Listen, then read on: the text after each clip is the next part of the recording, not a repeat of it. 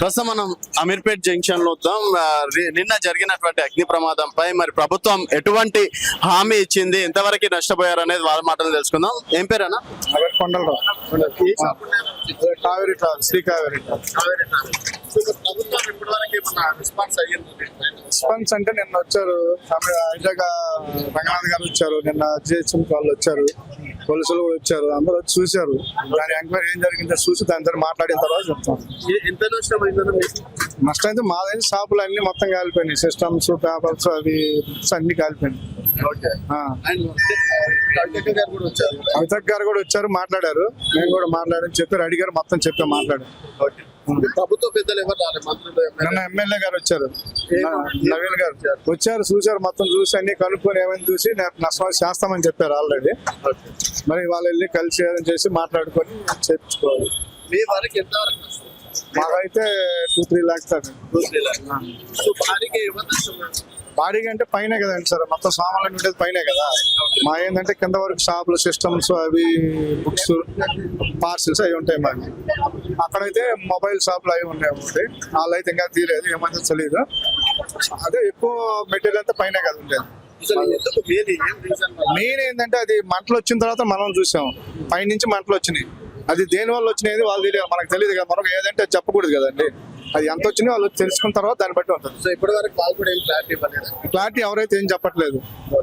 అది ప్రభుత్వానికి ఏం రిక్వెస్ట్ చేస్తుంది అంటే ఇట్లాంటి వరుస ఘటనలు కూడా జరుగుతున్నప్పుడు ఇప్పుడు ఏంటంటే బిల్డింగ్ కూడా అంత ఇది ఉంది కదండి. అది చూసిన తర్వాత దాన్ని బట్టి ఎలా చేయాలో వాళ్ళు చెప్పిన తర్వాత మేము చెప్తాం. మనం అయితే ఏ పడితే చెప్పలేం కదా. అది మీరేం ఎక్స్పెక్ట్ చేస్తున్నారు? మేమేం లేదు, మాకు ఏదన్నా మాది అదే జీవనోపాధి, మొత్తం మేము చేసుకునేది అది. మాకు ఏదైనా చేస్తారని ఆశిస్తున్నాను. నమ్మకం ఉందని, చేస్తారని నమ్మకంతోనే నవీన్ గారితో కలిసి చెప్పుకున్నాం. చేస్తున్నారు వాళ్ళు, వెళ్ళి మళ్ళీ కలిసి 2 months బ్యాక్ జరిగింది, పుల్లలో ఉంది అని అన్నారు. వాస్తవం అది కాదని ఎవరంటున్నా. నిన్న అసలు ఎక్కడి నుండి వచ్చింది, ఏం జరిగింది మరి? సరే పోయినసారి మాకు డ్యామేజ్ జరిగింది, ఒక్క నిమిషం రవి, పోయినసారి మాకు డ్యామేజ్ జరిగింది, అది జరగబట్టి సరే మాతో పాటు వాళ్ళకి జరిగింది. మరి ఈసారి ఏం మాకు 1% జరగలేదు. మా దగ్గర జరిగితే మాకు జరగాలి కదా. మరి మేము క్లారిటీగా సీసీ ఫుటేజ్ తీసుకుని చూసుకోమంటున్నాం కదా. మరి డిపార్ట్మెంట్ వచ్చింది, చూసుకుని అన్ని చేసింది, వాళ్ళు నిర్ణయిస్తారు. ఎవరో చెప్పిన దానికి మీరు పద్దాగా అందరిని అడగలేదు. లేదు, అసలు ఎటువంటి మా సైడ్ నుండి 1% పొరపాటు లేదు. అది దట్స్ ప్రాబ్లం. ఇక్కడ జరగదు కదా దానికి, అది వాల్ సర్క్యూట్, షార్ట్ సర్క్యూట్, దానికి ఏం కాదు పరిస్థితి. అది మీరు చూసుకోండి దాన్ని. సో ఇక్కడ కేవలం షార్ట్ సర్క్యూట్ కావచ్చు, మిగతా విషయాల వల్లనే అయ్యింది. హర్ష మెక్స్ సంబంధించి ఎటువంటి పొరపాటు జరగలేదని చెప్పేసి వాళ్ళు చెప్తున్నటువంటి మాట. సో పోలీసులు నిజ నిర్ధారణ కమిటీ వేసి ఏం తెలుస్తారు అనేది వేచి చూడాల్సిన విషయం. మనతో పాటు జాగృతి నాయకులు కూడా ఉన్నారు. సో శివన్న చెప్పండి, ఏ విధంగా జరిగింది అనుకోవచ్చు? ప్రభుత్వం ఏమైనా హామీ ఇచ్చిందా? సో కవిత గారు ఏ విధంగా ఫైట్ చేయాలి? ఇదైతే పూర్తిగా దీన్ని అధికారుల నిర్లక్ష్యం, ప్రభుత్వం నిర్లక్ష్యం అని చెప్పాలి. ఎందుకంటే హైదరాబాద్ లో సెంటర్ పాయింట్ ఇది, నడిబొడ్డున్నటువంటి హైదరాబాద్ ఉన్నటువంటి ఈ ప్రాంతంలో చిన్న ఫైర్ యాక్సిడెంట్ జరిగితే వెంటనే ఫోన్ చేస్తే 5 నిమిషాలు రావాల్సి, దాదాపు గంట సేపు అయినా రాకపోవడం వల్ల ఆ నిర్లక్ష్యంతో ఇంత పెద్ద ఫైర్ జరగడం జరిగింది. అందుకని ఈ ఫైర్ సంబంధించిన డిపార్ట్మెంట్ పోలీస్ డిపార్ట్మెంట్ కాబట్టి ఆ హోమ్ డిపార్ట్మెంట్ ఈయన హోంమంత్రిని కూడా ముఖ్యమంత్రి గారి దగ్గర పెట్టుకోవడం వల్ల దాన్ని పట్టించుకునేటువంటి పరిస్థితికి రాష్ట్రం ఉంది. కాబట్టి వెంటనే ఆ ముఖ్యమంత్రి గారు ఆ డిపార్ట్మెంట్ వేరే వాళ్ళ కోరికని ఇచ్చి మళ్ళీ దాన్ని పర్యవేక్షణ చేయాల్సిన అవసరం ఎంత ఉంది. మరి ఈరోజు వీళ్ళు ఎంతో దాదాపు 3 కోట్ల రూపాయలు నష్టపోయేటువంటి వీళ్ళకు మరి ఎవరు ఆదుకోవాలి? కాబట్టి మేము డిమాండ్ చేస్తున్నాం, ఈ ప్రభుత్వాన్ని వెంటనే నష్టపోయినటువంటి వాళ్ళకు ఎక్స్ప్రెస్గా వెంటనే వాళ్ళకి నష్టపరిహారం చెల్లించి దాన్ని పూర్తిగా వాళ్ళు కమిటీ వేసి ఎంత నష్టపోయింది ఎంత నిజంగా కూడా తెలుసుకొని వాళ్ళకి నష్టపరిహారం ఇవ్వాలని చెప్పి ప్రభుత్వాన్ని డిమాండ్ చేస్తాం. అయితే ప్రభుత్వం ఆదుకుంటారని నేను ఎమ్మెల్యేగా చెప్తారా అంటే వాళ్ళు తూతు మంత్రంగా వచ్చి చెప్పిపోయారు. మరి నిన్నటి నుంచి ఇప్పటి వరకు ఏం స్పందించాలని చెప్పి వాళ్ళే చెప్తున్నారు. నేనేమంటా అంటే ఇటువంటి జరిగినప్పుడు వాళ్ళకు ఇక్కడ లేబర్ ఉంటారు, ఒక 30-40 మంది లేబర్ ఉంటారు, వాళ్ళ జీవితం దాని మీదే నడుస్తుంది. మరి వాళ్ళకి తక్షణం ఏమైనా చేయాలి కదా. తక్షణం ఏమైనా ఇమీడియట్లీ వాళ్ళకి ఏమైనా చేసిన తర్వాత ఏమైనా చేయండి. మీరు చేసి ఉంటే తక్షణం ఏం చేయకుండా వాళ్ళు ఎమ్మెల్యే వచ్చి హామీ ఇచ్చేసి వెళ్ళిపోయాడు. మరి నిన్నటి నుంచి కూడా దాదాపు 24 గంటలు గడుస్తుంది, వాళ్ళకి ఎటువంటి హామీ ఇవ్వలేకపోవడం ఏంటి? అందుకని మంత్రులు కూడా ఎవరు స్పందించలేదు. స్పందించాలని చెప్పి తెలిసింది కాబట్టి మేము రావడం జరిగింది. అందుకని మా అధ్యక్షురాలు శ్రీమతి కల్వకుంట్ల కవితక్క గారు టీఆర్ఎస్ పార్టీ అధ్యక్షురాలు రావడం జరిగింది. వెంటనే స్పందించి వాళ్ళకి నష్టపరిహారాన్ని ఎక్స్ప్రెషన్ ప్రభుత్వం ఇవ్వాలని చెప్పి డిమాండ్ చేస్తాం. టీఆర్ఎస్ పార్టీ నుంచి మీరేం చెప్పాలా?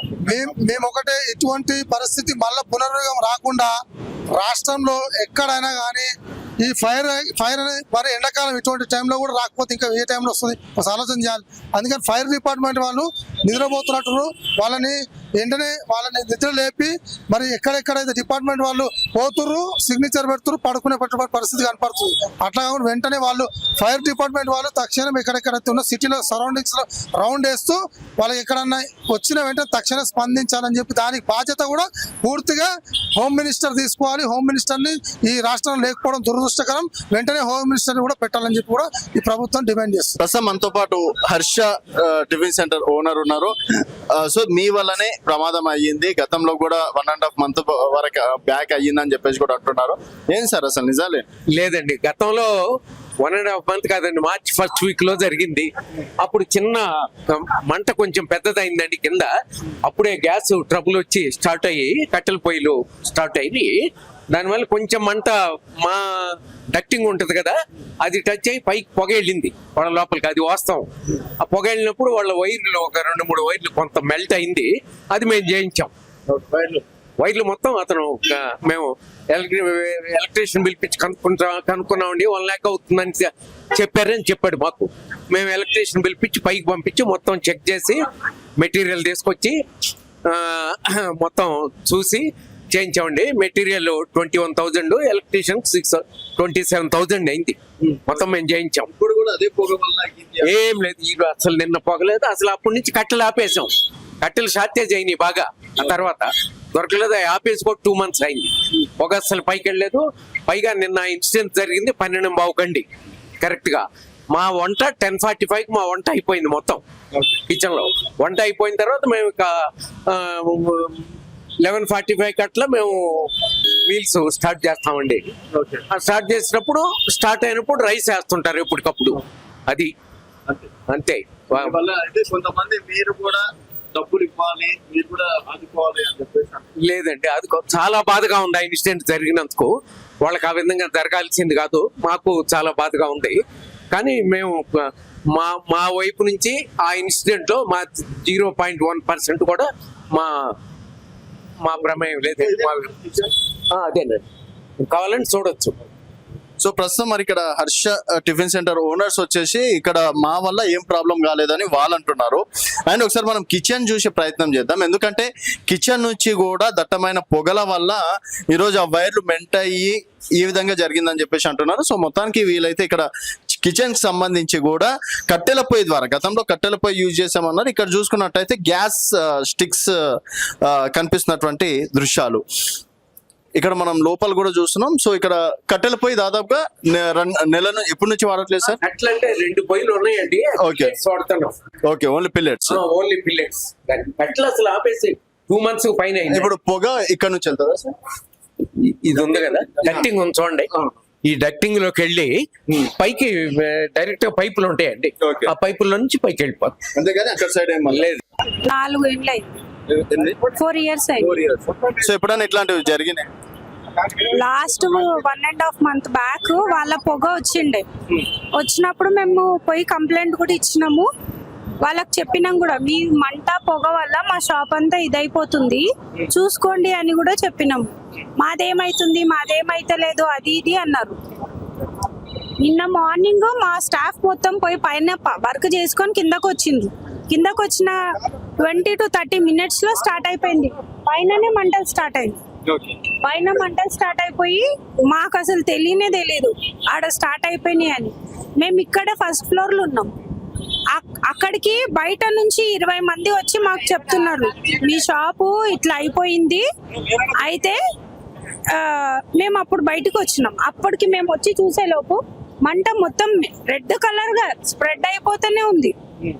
అంత స్ప్రెడ్ అయింది. మేము వచ్చి ఫైర్ దానికి పోలీసు వాళ్ళకి కాల్ చేస్తూనే ఉన్నాం. అప్పటికి 20-25 minutes అయిపోయింది. అది స్టార్ట్ అయిపోయింది. ఒక 40-45 minutes కి వచ్చింది.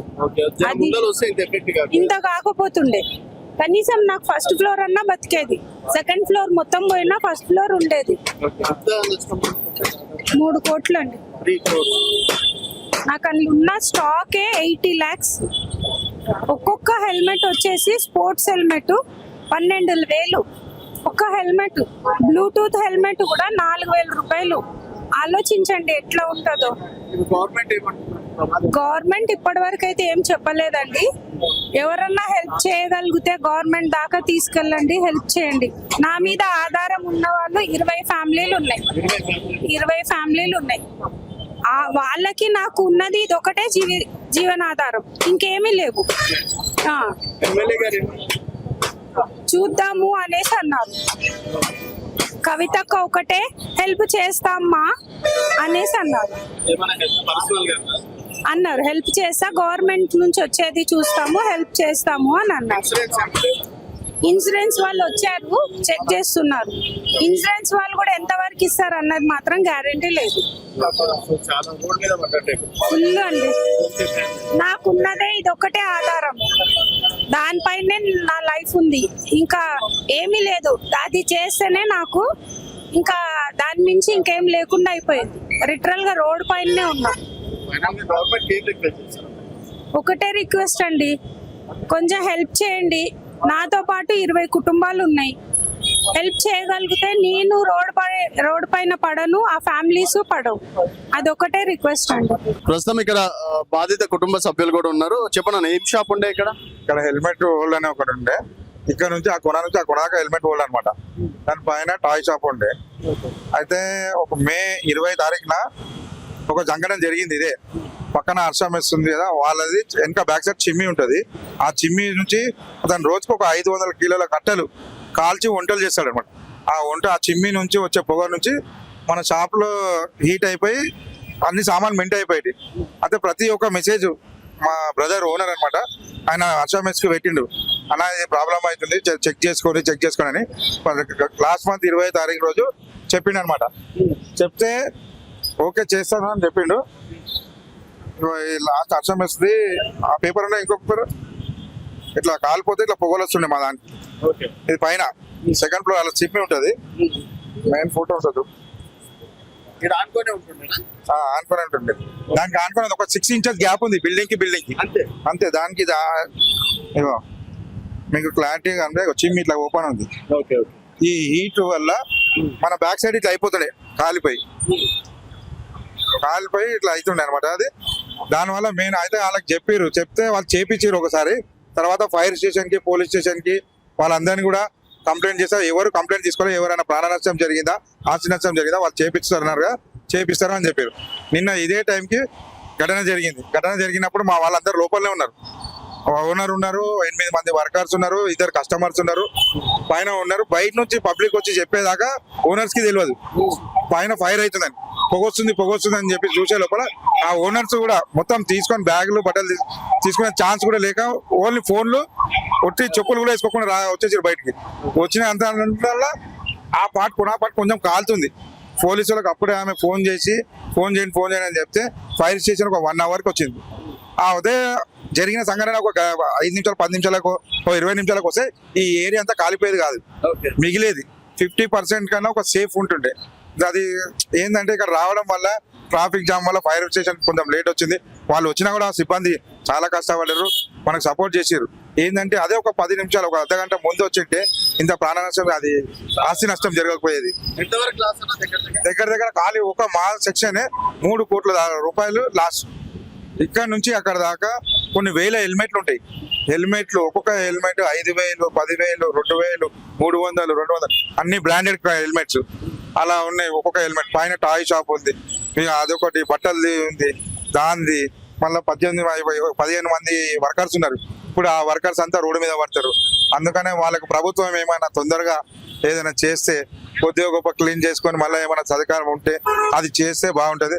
వాళ్ళకు కూడా ప్రభుత్వం వాళ్ళు ఎవరు స్పందిస్తున్నారు, మంత్రులు కానీ? అంటే ఎమ్మెల్యే గారు వచ్చారు, ఇక్కడ లోకల్ ఎమ్మెల్యే గారు వచ్చారు, చెప్తాను అని చెప్పారు. అది అతను కూడా దగ్గరికి కూడా వెళ్ళాలి. తలసాని శ్రీనివాస యాదవ్ గారు కూడా వచ్చారంట. ఇంతకు ముందే కవితక్క గారు కూడా వచ్చారు. ప్రభుత్వం గురించి డిమాండ్ చేసే బాధితులకు నష్టపరిహారం ఇప్పించే వరకు పోరాడతానికి కవితక్క కూడా సపోర్ట్ చేశారు. ఏంటంటే ముఖ్యంగా వీళ్ళు డైలీ వర్కర్స్, రేపు వాళ్ళు 10 కుటుంబాలు రోడ్డు మీద పడతాయి. ఇప్పుడు ఈ వాళ్ళు ఓనర్స్ కూడా రోడ్డు మీద పడతారు.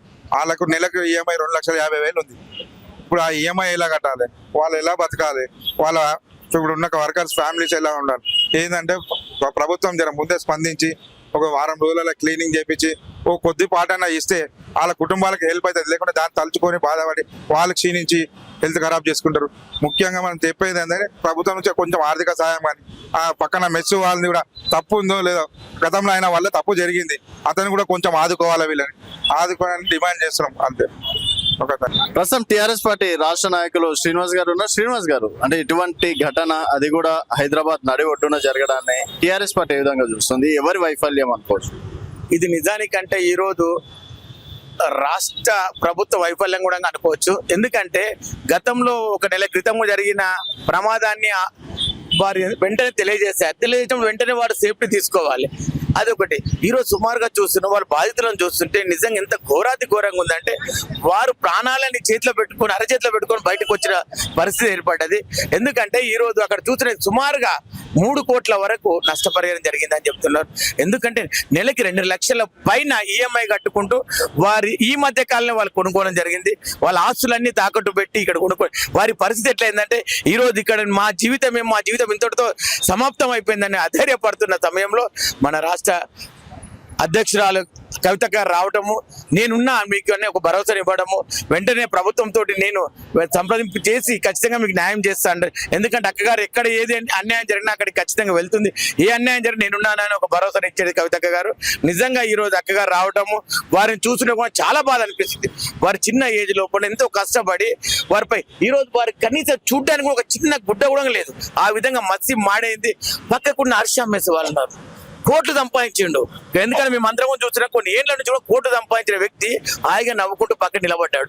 అంటే ఎంత దుర్మార్గమైన విషయం. అక్కడి నుంచి ఏదైతే ఉందో పొగ నుంచి వస్తుందో దాంతో అన్ని వైర్లన్నీ మెల్ట్ అయ్యి ఈ రోజు ఇది ప్రమాదం జరిగింది.